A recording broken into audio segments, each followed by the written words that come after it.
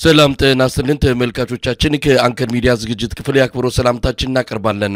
በወሎ የተጀመረውና በአገዛዙ ሰራዊት ላይ የተከፈተው መጠነ ሰፊ ጥቃት ዛሬም ለአምስተኛ ቀን ቀጥሏል። የወልዲያ ነገር ዛሬም አለየለትም። አገዛዙ ያለ የሌላ ኃይሉን በማሰማራት ወልዲያም በፋኖች ቁጥጥር ስር እንዳትገባ ከፍተኛ ተጋድሎና ትንቅንቅ እያደረገ ነው። በሌሎች አካባቢዎች በፋኖ ቁጥጥር ስር ባሉ ከተሞች የፋኖ ኃይሎች አካባቢዎችን ማስተዳደር መጀመራቸውን የተመለከተው በአሁን ሰዓት ባለው መረጃ ከ70% በላይ የሚሆነው የሰሜን ወሎ ቀጠና በፋኖች እጅ ወድቋል።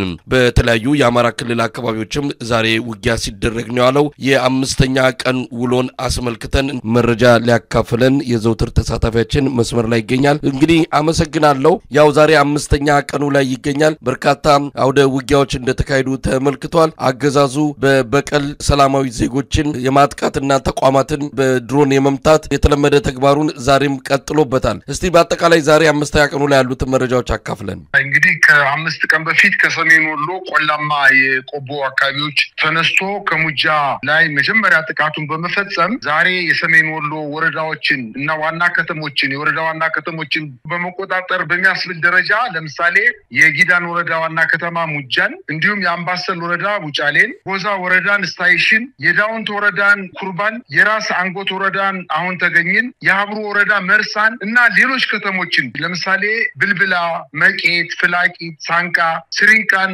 ነፃ በማውጣት ወደ ደቡብ ወሎ ተጠግቶ በደቡብ ወሎ በርካታ ወረዳዎችን አምባሰል ወረዳ ዋና ከተማ ቡጫሌን፣ ተንታ ታንጎን፣ እንዲሁም ከታንጎ ዋና ከተማ አጠገብ ያለችውን የአጅባርን ከተማ በመቆጣጠር ለገሂዳ የምትባለው ወረዳ ወይናምባ ከተማን አልፎ በመቆጣጠር ጥቃታቸውን በማስፋት ከፍተኛ የሆነ ድል እየተጎናጸፉ ይገኛሉ።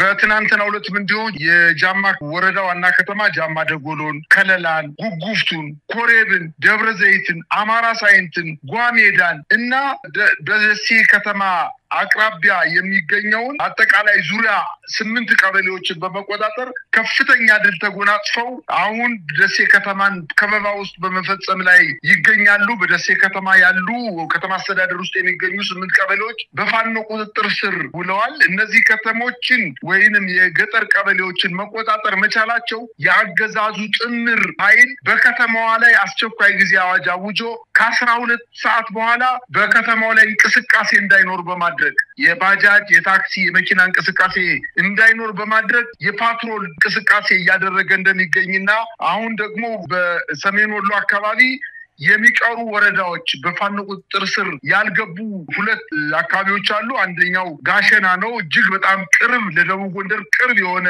ወረዳ ነው። እንግዲህ ጋሸና በታሪካዊ ዳራዋ የምትታወቅ ከተማ ነች። በጋሸና የፌደራል መንግስቱና የህወሓት ኃይሎች ከፍተኛ ትንቅንቅና ውጊያ ያደረጉባት ከተማ ነች። እጅግ በጣም ስትራቴጂካዊ ወታደራዊ ጠቀሜታ ያላት ከተማ ነች። በዚህ ከተማ ላይ የፋኖ ኃይሎች ጋሸና ከተማን ከበባ በመፈጸም ወደ ከተማዋ ዘልቀው ለመግባት ማጥቃት እንቅስቃሴ እያደረጉ እንደሆነና በአንዳንድ የመግቢያ በሮቿም ላይ የፋኖ ኃይሎች ወደ ከተማው ዘልቀው መግባት መቻላቸውን ነው እየሰማን የምንገኘው። ሌላዋ ከተማ እንግዲህ የሰሜን ወሎ አካባቢ ላሊበላ ከተማ ላይ በተለይ ሹምሻ የኤርፖርት አካባቢ ላይ የፋኖ ኃይሎች ጥቃት ፈጽመውበት ያንን አካባቢ የመከላከያ ሰራዊቱ ለቆ ወደ ከተማው የገባ ቢሆንም ግን ታሪካዊ ቅርስ ያላት ቦታ በዩኔስኮ የተመዘገበ ቅርስ ያለው አካባቢ በመሆኑ የፋኖ ኃይሎች ትልልቅ እና የቡድን መሳሪያዎችን መጠቀም ባለመቻላቸው በግዴለሽነት ከባባድ መሳሪያዎችን መንግስት እየተኮሰ ራሱን እየተከላከለ በመሆኑ የላሊበላ ከተማ በከበባ ውስጥ የምትገኝ መሆኗን ነው መረዳት የቻልነው። አሁን በሰሜን ወሎ አካባቢ የወልዲያ ከተማ በ4 አቅጣጫዎች አሉት፣ የመውጫ በሮች አሉት። ከ4 የመውጫ በሮች መካከል 3ቱ በፋኖ ቁጥጥር ስር ውስጥ ወድቀው የሚገኙ ሲሆን በእነዚህ በ3ቱ መግቢያ በሮች ላይ የፋኖ ኃይሎች ወደ ከተማዋ ከፍተኛ የሆነ የማጥቃት እንቅስቃሴ እያደረጉ ቢሆንም ያገዛዙ ጦር በተለይ የወልዲያን ከተማ ሙሉ በሙሉ ላለማጣት ብቸኛ አማራጭ ያደረገው ከአፋር በኩል የነበረውን የመካናይዝድ ኃይሉን በሐራ በኩል አድርጎ ወደ ወልዲያ እያስገባ እንደሆነና ተመጣጣኝ ያልሆነ አጠቃላይ ያገሪቱን የመካናይዝድ ጦር ወልዲያ ከተማ ላይ አስገብቶ ራሱን እየተከላከለ እንደሆነና የፋኖ ኃይሎች በከተማዋ ላይ ከባድ ጥፋት እንዳይፈጸም ለማድረግ ለማድረግ እንቅስቃሴ ያደረጉ ነገር ግን ስልታዊ ማጥቃት ያደረጉ እንደሆነ ታውቋል። አጠቃላይ በወልዲያ ከተማ እየተደረገ ያለው እንቅስቃሴ የመንግስት ኃይል ሲፈልግ በድሮን በሄሊኮፕተር በሚግ እንዲሁም በሜካናይዝድ ጦር የታጀበ ብዛት ያለው ጦር ወደ ከተማዋ አስጠግቶ ባህራ በኩል አድርጎ የመጣው ጦር ወደ ከተማዋ ገብቶ ትርምስ ላይ መሆናቸውን ነው ማየት የቻልኩት። መሳይ አጠቃላይ ወልዲያ ከተማ ሙሉ በሙሉ የለየለት ነገር ባለመሆኑና የፋኖ ኃይሎችን ከፍተኛ ትንቅንቅ እያደረጉ እንደሆነ ቢታወቅም የመንግስት ኃይል ግን አላግባብ የሆነ የድሮን ጥቃት እየፈጸመ በርካታ በወልዲያ ከተማ ዙሪያ የሚገኙ የሲቪል መኖሪያ አካባቢዎችን በሄሊኮፕተር ድሮን በማጥቃት የሲቪል ግድያ እየፈጸመ እንደሆነና በአንዳንድ ቦታዎችም ላይ በመንግስታዊ የጤና ተቋማት ጣቢያዎች ላይ በጤና ተቋማት ላይ ድብደባ እየፈጸመ እንደሆነና በህዝብ ላይ በደል እየፈጸመ እንደሆነ እና በቀል እየፈጸመ እንደሆነ ለማወቅ ተችሏል። ይህ ጥቃት ተጠናክሮ የቀጠለ እንደሆነና በደቡብ ወሎ በሐይቅ በወረባቦ ቢስቲማ በደሴ ለምሳሌ ሰሜናዊ ምዕራብ የሚገኙ ኩታበር ቦሩሜዳ በደቡብ ምዕራባዊ ቀጠና የሚገኙ ጉጉፍቱ ሙሉ በሙሉ በፋኖ ቁጥጥር ስር ገብቶ የመንግስት ሚዲያዎችና ደጋፊ የዲጂታል ሚዲያ አባላቶቹ በወልዲያና በደሴ አካባቢ ያለው እንቅስቃሴ በመከላከያ የበላይነት እንደሆነ ያደረጉ ለህዝብ የሚያሰራጩት መረጃ በፍጹም ሐሰት እንደሆነና አሁን የጠቀስኩልህ የወረዳ ከተሞችና በዙሪያው የሚገኙ ቀበሌዎች ሙሉ በሙሉ በፋኖ ቁጥጥር ስር ገብተው አልፎ ሄዶ ደግሞ በደቡብ ወሎ ምዕራባዊ ቀጠና ጉጉፍቱ የሚባለውን ታሪካዊ እና ስትራቴጂካዊ ጠቀሜታ ያላትን ከተማ መያዝ መቻላቸውና በአጠቃላይ በስርዓቱ ከአንድ አውራ ጎዳና ውጪ የደቡብና የሰሜን ወሎ ቀጠናዎችን ሙሉ በሙሉ በፋኖ ኃይሎች መነጠቁን የሚያሳዩ በርካታ መረጃዎች ይወጡ ይገኛሉ። ለምሳሌ ከጎጃም ወደ ደሴ የሚወስደው ዋና አውራ ጎዳና መንገድ በፋኖ ቁጥጥር ስር ውስጥ ነው የሚገኘው። እንዲሁም ከደሴ ወደ ወልዲያ የሚወስደው መንገድ ሐይቅን፣ መርሳን፣ ሁርጌሳን ሌሎችንም ይስማ ንጉስን ውጫሌ ከተሞችን የፋኖ ኃይሎች መቆጣጠራቸውን ተከትሎ ከደሴ ወልዲያ የሚወስደው መንገድ ሙሉ በሙሉ በፋኖ ቁጥጥር ስር እንደሚገኝ ታውቋል። ሌላው እንግዲህ ሶስተኛውና ዋነኛው መንገድ ከወልዲያ ወደ ደብረታቦር በሚወስደው ትልቅ አውራ ጎዳና ላይ ከጋሸና በስተቀር ሌሎች ከተሞች በፋኖ ቁጥጥር ስር መግባታቸውን ተከትሎ በጋሸና ከተማ ከፍተኛ ውጊያ እየተደረገ መሆኑ ታውቋል እና ይሄ ወደ ደብረታቦር እና ጎንደር ባህር ዳር የሚወስደው አውራ ጎዳና በፋኖ ቁጥጥር ስር መውደቁን ነው ለማወቅ የተቻለው። ሌላው ደግሞ ከአግስታ በጋሸና በኩል አድርጎ ወደ ላሊበላ የሚወስደው መንገድ በፋኖ ቁጥጥር ስር መግባቱንና ሌላው ከደብረ ብርሃን ወደ ደሴ የሚወስደው ዋና አውራ ጎዳና መንገድ የፋኖ ኃይሎች በቁጥጥር ስር አድርገው አሁን እነሱ ብቻ እየተንቀሳቀሱበት እንደሆነና የመንግስት ብቸኛ ምርጫ አፋር ሚሌ በጭፍራ በኩል ወደ ሐራ ወይንም በሚሌ በኩል አድርጎ አሳይታን አድርጎ ኮምቦልቻ ብቻ እየተጠቀመ እንደሆነና በዚህ አካባቢ አልበቃውም ስላለ የኢትዮጵያ አየር መንገድ አውሮፕላንን የሲቪል ማመላለሻ አውሮፕላኖችን በመጠቀም ከተለያዩ ኦሮሚያ ክልል አካባቢና የደቡብ ክልል አካባቢዎች ሰራዊቱን እየጫነ ኮምቦልቻ ላይ ያራገፈ እንደሆነ መረጃዎች ደርሰውናል። በተለይ ደግሞ ወለጋ አካባቢ የሚገኘውን ሁሉንም ሰራዊት አስወጥቶ በኮንቮይ አድርጎ በቡሬ አድርጎ በጎጃም አድርጎ ወደ ወሎ ለመውሰድ ከፍተኛ እንቅስቃሴ እያደረገ እንደሆነ መረጃዎች ያመላክታሉ። በአጠቃላይ ሰራዊቱን በሙሉ ወደ ወሎ አስገብቶ ለመከላከል ሙከራ ያደረገ ቢሆንም በእነዚህ አካባቢዎች የፋኖ ኃይሎች ከፍተኛ ጥቃት በመፈጸም በርካታ ወታደራዊ ጠቀሜታ ያላቸውን ወረዳዎች፣ ቀበሌዎች፣ ተራራማና አውራ ጎዳናዎችን ሙሉ በሙሉ በመቆጣጠር ከመንግስት ኃይሎች እያጸዱ እንደሚገኙ ለማወቅ ተችሏል። ይህ በእንዲህ እንዳለ በርካታ የሰራዊቱ አባላት ከሰሜን ወሎ ሸሽተው ወደ ደሴ ከተማ አንዋጋም በማለት ወደ ደሴ ከተማን በጦር ማጥለቅለቃቸውን ተከትሎ አሁንም ገረገራና መቄት አካባቢ በሚደረገው አጠቃላይ የፋኖ እንቅስቃሴ 20 የሚሆኑ የመከላከያ ሰራዊት አባላት ከነሙሉ ትጥቃቸው ከነረዲዮናቸው እና አንድ ኮሎኔልን ጨምሮ የፋኖ ኃይሎችን የአማራ ፋኖ ብሔራዊ ኃይል ምስራቅ አማራ ቀጠና ሚኒሊክስ ላስታሳምነው ጽጌ ኮር ሜጀር ጀነራል ዋንታባተ ክፍለ ጦርን በመቄት ወረዳ ኮሎኔል ጨምሮ 20 የአድማ ብተና አባላት የፋኖ ኃይሎችን በተለይ የኮሎኔል ሰለሞን አሻግሬ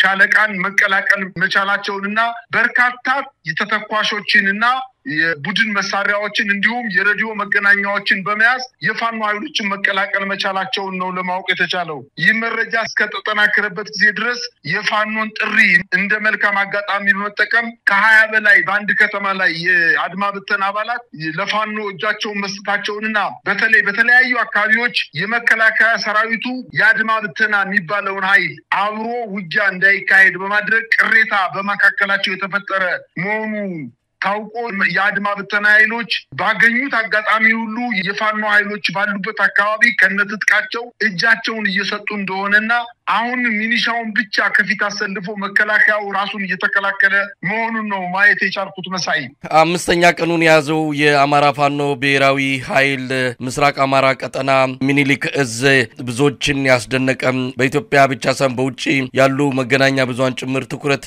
የሳበ ትልቅ ተጋድሎ ነው ያደረገው። ድሉም በአገዛዙ መንደር ከፍተኛ ህመም እንደፈጠረ እየተረዳን እንገኛለን። ይሄ በራሱ በአገዛዙ መንደር በይፋ ድሉን ለማንኳሰስ የሚደረግ እንቅስቃሴ ባይኖርም በዲጂታል ሰራዊቱ አማካኝነት ግን ከፍተኛ የሆነ የማጠልሸትና ድሉን ለሌላ አካላት የመስጠት ፋኖች አይችሉም ሌሎች ናቸው የሚል መጽናኛ እንደዚሁ አጀንዳ ከፍተው በሰፊው ያራገቡት ይገኛሉ። ወደዛ እመጣለሁ። እንደው የወልዲያ ነገር እንዴት ነው? ወልዲያ ላይ ብዙ ኃይሉን አሰባስበዋል። ከላይም ከታችም ያሉትን ኦሮሚያ ክልል ያሉትንም ከደቡብም ቄለም ወለጋ ያሉትንም በሙሉ ሰብስቦ ወልዲያ አምጥቷል። ወልዲያ ላይ የሞት ሽረት አድርጎታል።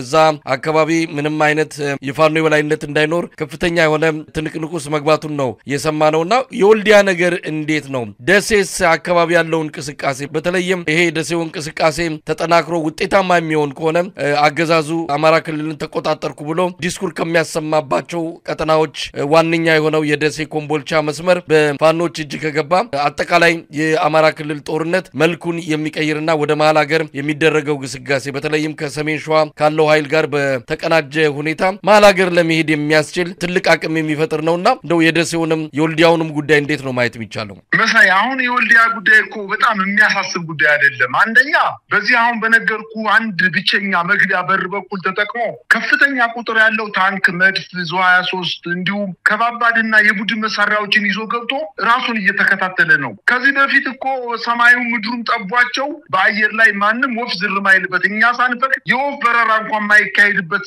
አየር ኃይል መስርተናል። እግረኛውም እኛ እያዘጋጀ ነው ያለው ኢትዮጵያ ውስጥ ለሚንቀሳቀሱ 5 እና 6 ክላሽ ዘውሩር የሚሉ ኃይሎችን ላይ አይደለም ሌላ ትልቅ ሰፋ ያለ እቅድ አለን እያሉ እየተናገሩ ባለበት ሰዓት አሁን የጠቀስኩልህ በሰሜን ወሎ 8 ወረዳዎችን በ3 ቀን ብቻ 8 ወረዳዎችን እንዲሁ በቀላሉ የሚገመቱ ወረዳዎች አይደሉም። እነዚህ ወረዳዎች እጅግ በጣም ወታደራዊ ጠቀሜታ ያላቸው ቦታዎች በመሆናቸው ከእንግዲህ በኋላ እነዚህን አካባቢዎች ተመልሶ መከላከያ ሊይዘው አይችልም።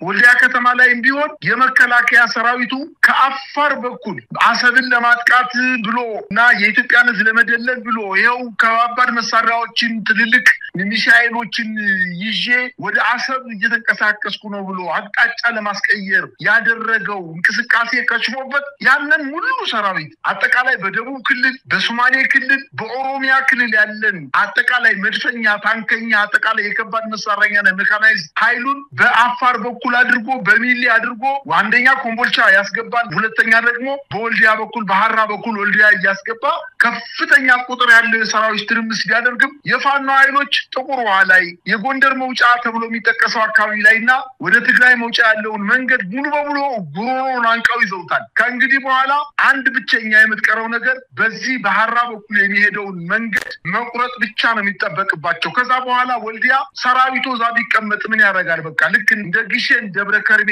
ገዳም አካባቢ 3 ሻለቃ ተከቦ ባካችሁ መውጫ አጠናልና እጅ እንሰጣለን ብሎ እንደለመናቸው ሁሉ ወልዲያን የዛ አይነት ፋንታ እንደሚገጥማት ነው። አልፎ እኮ ቦሩ ሜዳ ገብቷል የፋኖ ኃይል። ቦሩ ሜዳ ማለት ከደሴ ከተማ አፍንጫ ስር ነው። 5 ኪሎ ሜትር ከከተማው ርቀት ላይ ከደሴ ከተማ ላይ ፋኖ እየተተራመሰና ምሽግ እየቆፈረ አካባቢውን ደሴን ዙሪያ ጥምጥም በ5 እና በ6 ቀለበት ውስጥ አስገብቶ እንቅስቃሴ እያደረገ ባለበት ሰዓት ወልዲያ ላይ ያን ያክል ጦር ይዞ ሂዶ ምን ፋይዳ አለው? ከዚህ በፊት እኮ እነሱ ነው ሲፈነሸነሹበት እንደፈለጉ ወንጀል ሲፈጽሙበት የነበረው። ዛሬ መግቢያ መውጫ አጣው የሚኒሻ ኃይሉ ከመከላከያ ጠፍቶ ወደ ደሴ እስከገባባቸው ድረስ የሐይቅ የመርሳ የውርጌሳ የውጫሌ የይስማ ንጉስ ከተሞች በፋኖ ቁጥጥር መሃል ላይ ያሉ ከተሞች በፋኖ ቁጥጥር ስር ውስጥ ገብተው ወልዲያ ከተማ ላይ ውጊያ ቢያደርግ ከመላላት ውጪ ሌላ ምርጫ የለውም። ምናልባትም ውጊያው 15 ቀንም 20 ቀን ቢወስድም በአንድ ጎዳና ብቻ ላይ ወልዲያን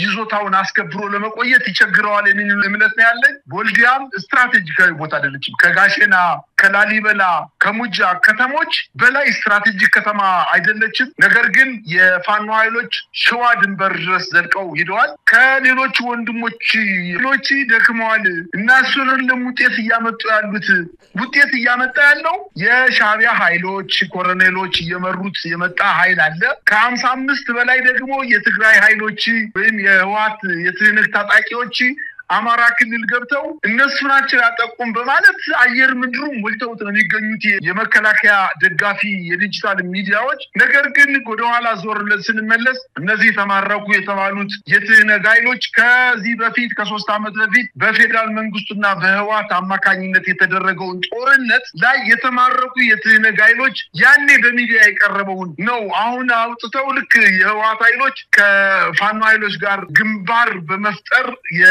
መከላከያ ሰራዊቱን አጠቁት እያለ ያለው መሳይ እኔ እንደማምነው የፋኖ ኃይል ከሰይጣንም ጋር ቢሆን ይሄን ስርዓት ለመጣል ቢተባበር ክፋትና ተንኮል የለው። ነገር ግን የአማራ ክልልን ህዝብ ጀግንነት ለማሳነስ ሐሞታቸውን የፈሰሰ ነው የውጊያ አቅም የላቸው ማጥቃት አይችሉም የሚለው በህብረተሰቡ ዘንድ ለማስረጽ ካልሆነ በስተቀር የፋኖ ኃይሎች ነው በ3 እና በ4 ቀናት ውስጥ አፈር ድሜ ያበላ ወደ ደሴ ከተማ እንዲከማች ያደረገው። በዋናነት እኮ የምሬ ወዳጅ ጦር ያደረገው ነገር ዋነኛ ነገር በሁሉም የውጊያ ቀጠናዎች ላይ ውጊያ መክፈት አይደለም። በጣም የመከላከያ ሰራዊት ተከማችቶ በሚገኝባቸው ዋናና ወታደራዊ ጠቀሜታ ካላቸው ከባባድ ምሽጎች ላይ በ3 ቀናት ውስጥ ጥቃት ፈጽሞ በአንድ አካባቢ እንዲሰበሰቡ ካደረገ በኋላ መጨረሻ ጋሸናና ወልዲያ ብቻ ነው የቀረችው። በጋሸናም ተከቧል፣ ወልዲያም ተከቧል፣ ደሴም ከተማ ተከቦ ነው የሚገኘው። ቦሩ ሜዳ ማለት ደሴ ገብተዋል ማለት ነው። አልፈው ወደ ምዕራብ አቅጣጫ ወይም ምዕራብ ወሎ የሚባለው በቦረና አካባቢ ከፍተኛ ጥቃት እየፈጸሙ ነው የሚገኙት። በተደረገ ውጊያ ኮሎኔሎችን ጨምሮ በርካታ ወታደራዊ አመራሮች በመካነ ሰላም አካባቢ እንደተማረኩ መረጃዎች እየደረሱ ነው። ስለዚህ የደጋፊ ሚዲያዎች የፈለጉትን ያክል የፕሮፓጋንዳ ዜናቸውን ቢያሰራጩ የአማራ ህዝብ ትግል ወደማይቀለበስበት ደረጃ ላይ ደርሷል። ይሄን ነው ማለት የምችለው መሳይ። ቀደም ሲል ያነሳው ነገር ነው የአገዛዙ የብልጽግና መንደር ነዋሪዎች በከፍተኛ ብስጭት ውስጥ እንዳሉ በተለያዩ መንገዶች ማረጋገጥ ተችሏል። ለ2-3 ቀናት በጸጥታና በፍርሃት ውስጥ ሆነው ከቆዩ በኋላ ከበላይ በተሰጣቸው ትዕዛዝ በሜንስትሪም በዋናዎቹ የቴሌቪዥንና የሬዲዮ ጣቢያዎች ሳይሆኑ በዚህ በዲጂታል ሰራዊቱ አማካኝነት ሐሰተኛ መረጃዎች እንዲሰራጩ ትዕዛዝ ተሰጥቷቸው ይሄንን ማሰራጨት መጀመራቸውን የተረዳ ነው። ቀደም ሲል አንተ እንደገለጽከው ይሄ የወሎው ታላቅ ድል የመጣው በፋኖች አቅም ሳይሆን ሌሎች ኃይሎች ከጀርባ ገብተው ነው ስልጠና ሰጥተዋቸው በሰልጣኞች ገብተው እቅድ አውጥተው ራሳቸውም ተሳትፈው የሚሉ የተለያዩ ሰበብ ምክንያቶችን እያመጡ መጽናኛ የሚሆናቸውን ትርክት ያሰራጩ ይገኛሉ። እንግዲህ ቀደም ሲል አንተም እንዳልከው ነው የትንፍጩ ዱቄቱን አምጪው ነው። ፋኖች ጀግና በልብ ነው። በልቦናቸው አድብተው አቀደው አዘጋጅተው ድንገት መብረቃዊ ምቶችን ነው በማሳረፍ ይሄንን ታላቅ ድል ያስመዘገቡ ያሉት። የትኛውም ሰበብ ቢደረደር የትኛውም ምክንያት ቢመጣ የትኛውም ሐሰተኛ መረጃ ተሰፍቶና ተለቅቶ ቢሰራጭ ተፈጠረውንና የተገኘውን ድል የሚቀለብሰው አይደለም። ለመጽናኛ እንባ ማበሻ ብለው እንግዲህ በሰፊው ያሰራጩት ይገኛሉ። ቀደም ሲል አንተም ገልጸዋል። በህወሓትና በአብይ አህመድ ሰራዊት ማለት ያኔ በነበረው ውጊያ የተማረኩና የተያዙ የህወሓት ሰዎችን ራሱን ፎቶግራፍ ዳግም ከማህደራቸው አዋራውን አራግፈው በማምጣት እነዚሁ አሁንም የተሳተፉት እነዚህ ናቸው ተይዘዋል ብለው በማሰራጨት ራሳቸውን እያሞኙ ራሳቸውን እያታለሉ እንደሚገኙ ነው። ከዚህ ባሻገር ደግሞ በድሮንና ጀቶች ሰላማዊ ተቋማትን መምታት ሰላማዊ ዜጎችን በመጨፍጨፍ ላይ ይገኛሉ። ይሄንን ተከትሎ ሰላማዊ ዜጎችን አትንኩ ምናልባት ይዋጣልን ካላችሁ ያው ጀግኖቹ ያሉበት ይታወቃል። ዛሂዳችሁ መግጠም ነው እንጂ ሰላማዊ ሰላማዊ ዜጎችን ለምን በድሮን ትመታላችሁ ሲባል እንግዲህ ገጥመናል ሰላማዊ ሰው የሚባል የለም ስትመቱ ነው ሰላማዊ ሰው የምትሉት ጀግና እያላችሁ አሞካሽታችሁ አሁን ዱላ ስናቀምሳችሁ ሰላማዊ ዜጋ ማለት ጀመራችሁ የሚል በጣም አስቀያሚ ምክንያት ይዘው በየሚዲያው ላይ እየጮሁ ይገኛሉ ሆነም ቀረም ታሪክ ተሰርቷል ነገም ከነጎዳም ይሰራል በዚህ ሁኔታ የፋኖን የድል ግስጋሴ መክታት ይችላሉ ወይ እንግዲህ ጦሩን ከተለያዩ ቦታ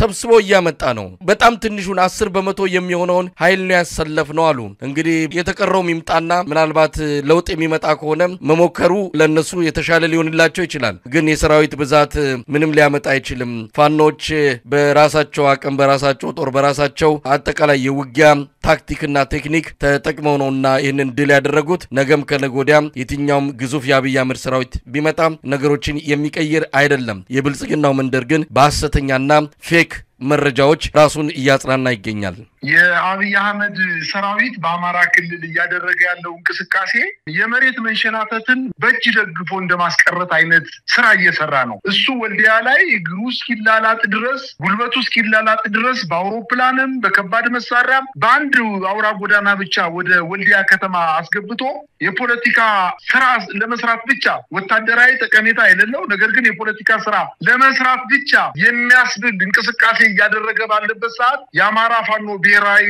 ኃይል ምስራቅ አማራ ቀጠና ሚኒሊክስ ንጉስ ሚካኤል አሊኮር ኢንጂነር ደስታለኛ ሰፋ ክፍለ ጦርና መብረቁ ክፍለ ጦር ከጎጃም ቴዎድሮስ እዝ ጋር 9ኛ ሳሙኤል ወንዳወቅ ክፍለ ጦር ጋር በጋራ በመቀናጀት መካነ ሰላም ከተማ በከፍተኛ ደረጃ አጥቅተው 23ኛ ክፍለ ጦርን መደምሰስ መቻላቸውን እኮ አስታውቋል ዛሬ በዚህም የመካነ ሰላም ከተማ ሚኒሻ ጽፈቴት ኃላፊን ጨምሮ የነበረው አቶ ሰይድ አብዩ ጨምሮ ከ45 በላይ የመከላከያ ሰራዊት አባላት ተደምሰው የመካነ ሰላም ከተማ ላይ የሚገኘው የቦረና ማረሚያ ቤት ተከፍቶ በፋኖ ቤተሰቦች ተደግፋላችሁ ተብሎ የታሰሩ በርካታ የህሊናና የፖለቲካ እስረኞችን ማስፈታት መቻላቸውና ከተማዋን በቁጥጥራቸው ስር ማስገባታቸውን ለማወቅ ተችሏል ትግሉ አቃሳ አልፎ ወደ መካነ ሰላም ከተማ ደርሶ በመካከል ከወልዲያና ከደሴ መካከል ላይ 8 እና 9 ከተሞች ትልልቅ የወረዳ ከተሞች ተይዘው የሰሜን ወሎ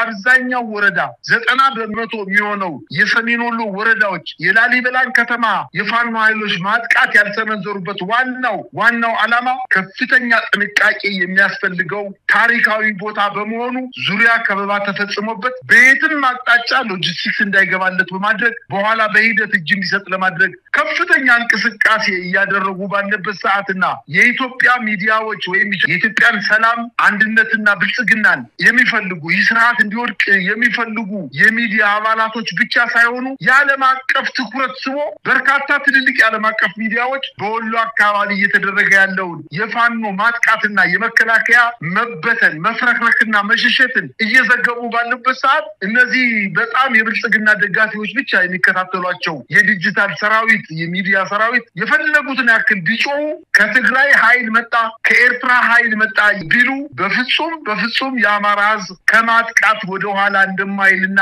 ነፃነቱን በእጁ እስከሚጨብጥ ድረስ ሌላ ምርጫ እንደሌለው ነው ማየት የቻልኩት መሳይ በዚህ አጋጣሚ እንደው እነሱ አሁን ወሎ ላይ ነው እንቅስቃሴ እያደረጉ ያሉት አብዛኛው ሰራዊት በኮምቦልቻ እና በወልዲያ እና ምናልባትም በተወሰኑ የደቡብ ወሎ ወረዳዎች ላይ ነው ከፍተኛ ክምችት እያመጣ ያለው ከወለጋ ያለው ሙሉ በሙሉ ከሸኔ ጋር ሲዋጋ የነበረው ሰራዊት ወደ አማራ ክልል እያስገባ እንደሚገኝና በጉጉፍቱ በሐራ በኩል ወልዲያን እያጥለቀለቀ ቢገኝም በመካነ ሰላም አካባቢ በተደረገው ከፍተኛ እልህ አስጨራሽ ውጊያ የ23ኛ ክፍለ ጦር መሪ የነበረው ኮሎኔል ሀብታሙ አሰፋን ጨምሮ 3 ወታደራዊ አመራሮችን መማረክ መቻላቸውንና በዛ አካባቢ እየተደረገ ያለው ውጊያ ተጠናክሮ ወደ ምስራቅ ጎጃም አካባቢ እየተስፋፋ እንደሚገኝና በምስራቅ ጎጃም አካባቢም ከፍተኛ የማጥቃት እንቅስቃሴ እየተደረገ መሆኑን ለማወቅ ተችሏል በጣም ነው ማመሰግነው እንግዲህ 5ኛ ቀኑ ላይ ሆነን የአማራ ፋኖ ብሔራዊ ኃይል የምስራቅ አማራ ቀጠና ሚኒሊክ እዝ ተጋድሎን በተመለከተ ያሉትን መረጃዎችና ከሰሞኑ ጋር የተያዙ አንዳንድ ጉዳዮችን ያነሳንበትን ሪፖርት ነበር ያቀረብነው በጣም ነው ማመሰግነው እሺ መልካም ምሽት